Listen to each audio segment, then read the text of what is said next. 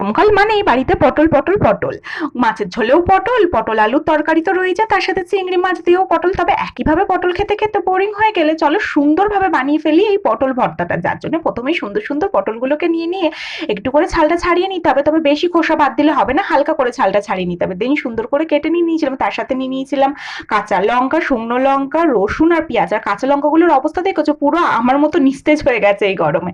তারপরে একটা কড়াইয়ের মধ্যে সর্ষের তেল দিয়ে তাতে কালো জিরে ফোড়ন দিয়ে দিয়েছিলাম শুকনো লঙ্কা, রসুন, কাঁচা লঙ্কা ভালো করে ভাজা ভাজা হয়ে গেলে দিয়ে দিয়েছিলাম পটলটা। পটলটা ভালো করে ভেজে নিয়ে দিয়ে দিয়েছিলাম পেঁয়াজ, তারপরে দিয়ে দিয়েছিলাম একটু হলুদ আর নুন দিয়ে ভালো করে ভেজেছিলাম। এই ভাজাটা দিয়েও তোমরা কিন্তু রুটি ভাত সবকিছু খেতে পারো, খেতে লাগবে দারুণ।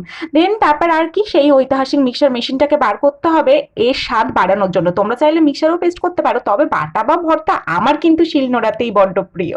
দেন সেটার মধ্যে একটু লেবুর রস দিয়ে দিলেই রেডি পটল বাটা বা ভর্তা। গরম গরম ভাতে খাও আর বল